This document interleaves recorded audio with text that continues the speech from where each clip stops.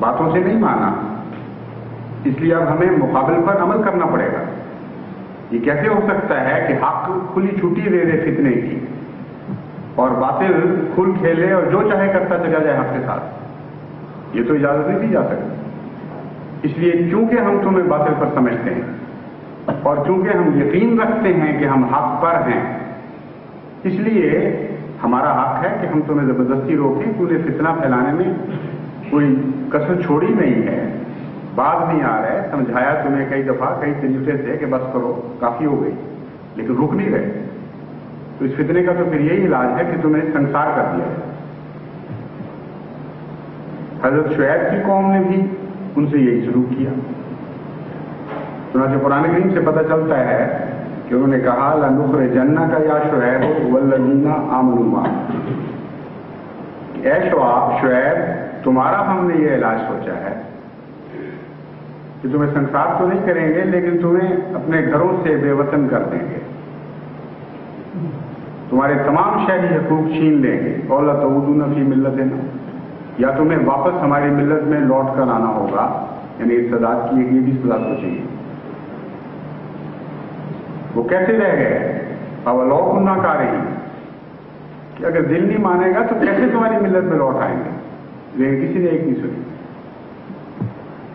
یہی مضمون قرآن کریم آگے بڑھاتا چلا جاتا ہے اور متفرق صورتوں میں قصص انبیاء کے طور پر جو واقعات بیان فرماتا ہے، اس میں یہی مضمون مختلف رنگ میں، مختلف شکلوں میں، مختلف مواقع کے اوپر قرآن کریم کھولتا چلا جا رہا ہے۔ فرماتا ہے اس کے بعد ابراہیم کی باری آئی اور ابراہیم سے بھی یہی کہا۔ خود اس کے چچا آزر نے، جسے باپ کا بھی مقام حاصل تھا، اس لیے بطور باپ کے اوپر بیان کیا گیا ہے، اس نے یہی کہا کہ تو باز آ جا ورنہ تجھے سنسار کر دیا جائے گا۔ اور پھر یہ بھی کہا ان کی قوم نے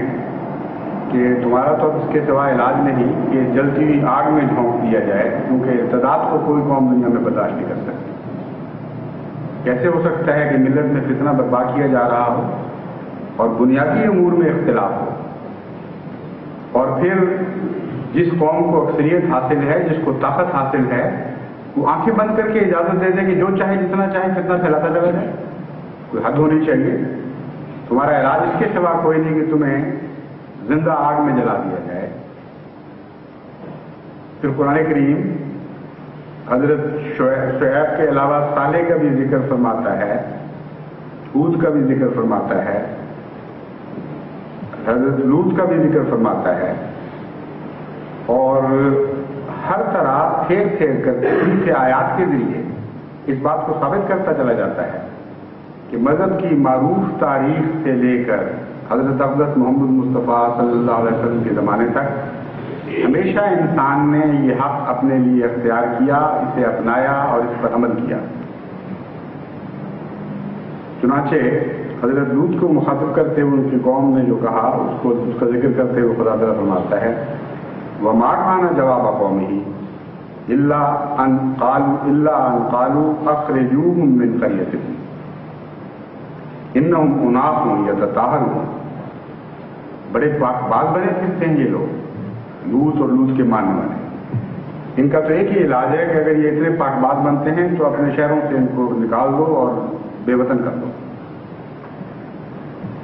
تو کوئی ایک بھی نبی ایسا نہیں ہے جس کے زمانے میں یہ دونوں واقعات دہرائے نہ گئے۔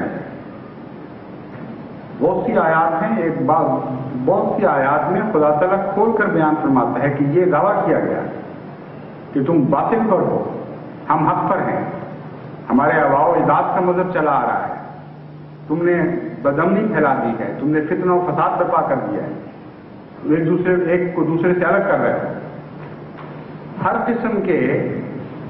بظاہر جائز عذر تراشے گئے، لیکن بنیادی دعویٰ یہی تھا کہ وہ انسان جسے اکثریت حاصل ہو اسے یہ لازمی حق ہے کہ اقلیت کو اگر وہ جھوٹ پر سمجھے تو اسے تبلیغ کی اجازت نہ دے، اور اختلاف مذہب کے نتیجے میں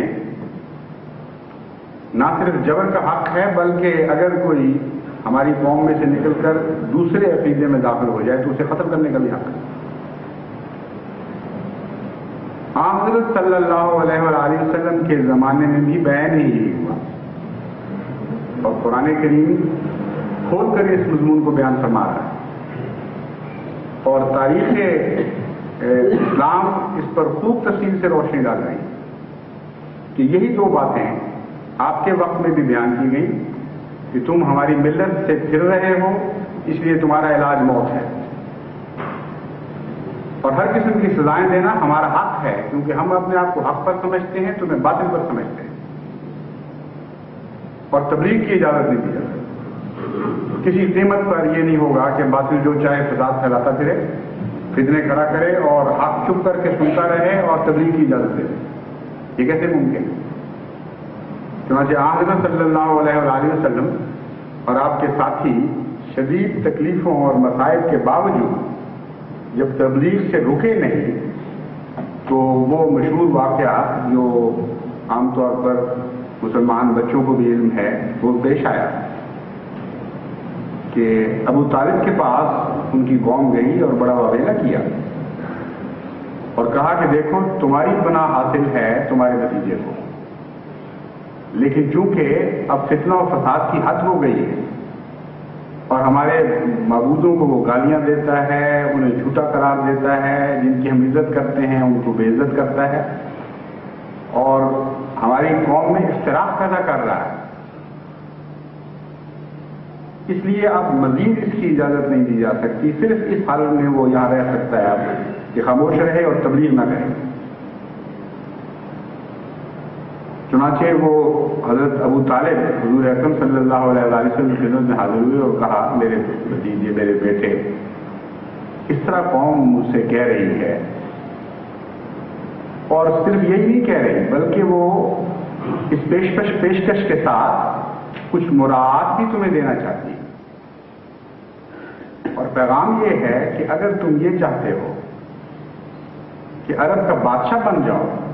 تبلیغ کا مقصد یہی ہوگا کہ ساری قوم تمہارے پیچھے لگ جائے، تمہیں اکثریت حاصل ہو جائے اور حکومت کے بھوکے ہو، تمہیں حکومت عطا ہو جائے، تو تبلیغ چھوڑ دو، حکومت ہم تمہیں دیتے ہیں۔ یہ کون سی بات ہے؟ حکومت سے ہمیں کوئی اختلاف نہیں، حکومت ہم دینے کے لیے تیار ہیں، وہ قوم موجودہ زمانے کی قوموں سے اس لحاظ سے ضرور مختلف ہے۔ آج ہم کہتے ہیں حکومت نہیں دینی اور جو مرضی کر لو،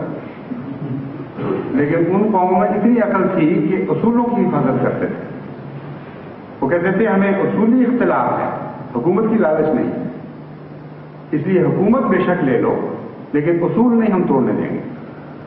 بہرحال بہت بہتر نمونہ تھا اس لحاظ سے۔ چنانچہ حضرت ابو طالب نے پیغام جاری رکھا اور فرمایا کہ دیکھو وہ یہ بھی کہتے ہیں کہ اگر تمہیں دنیا کی حسین ترین عورت چاہیے ہو، کیونکہ انسانی زندگی کی جو دوڑ ہے، جو جدوجہد ہے، اس میں حکومت بھی ہے اور عورت کی تمنا بھی ہوتی ہے، اور بے انتہا فساد جو سوسائٹیوں میں پھیلا ہوا ہے اس میں یہی چاہت پیچھے سے کام کر رہی ہے۔ چنانچہ کیسا اچھا نفسیاتی نظریہ کیا انہوں نے کہا تم انگلی رکھو اور عرب کی حسین ترین دوشیزہ ہم تمہاری خدمت میں حاضر کر دیں گے، لیکن تبلیغ سے بات آ جاؤ۔ پھر انہوں نے کہا کہ ایک تیسری چیز جس سے ساری دنیا میں فساد برپا کر رکھا ہے وہ دولت ہے، تو ہو سکتا ہے ان کی خواہش یہ ہو کہ عربوں میں تبلیغ کر کے جب حکومت بنا لوں گا تو سارے عرب کی دولت سے بیٹھ لوں گا، دکانداری بنانی ہے۔ چنانچہ انہوں نے کہا کہ اگر دولت کی بحث ہے تو پھر فساد چھوڑو، دولت ہم دینے کے لیے حاضر ہیں، سارے عرب کی دولت تمہارے قدموں میں نچھاور کر دیں گے، لیکن تم خاموش ہو۔ حضرت صلی اللہ علیہ وآلہ وسلم خاموشی سے بڑے درد سے اس بات کو سنتے رہے، اور پھر فرمایا کہ اے میرے چچا، معلوم ہوتا ہے آپ مجھے پناہ دیتے دیتے تھک گئے اور اب چاہتے ہیں کہ اپنی پناہ کو اٹھا لیں، لیکن حقیقت یہ ہے کہ مجھے تو آپ کی پناہ کی ضرورت نہیں، مجھے تو میرے خدا کی پناہ کی ضرورت ہے۔ اور اس بات کی کوئی پرواہ نہیں کہ آپ اپنی پناہ ہٹاتے ہیں.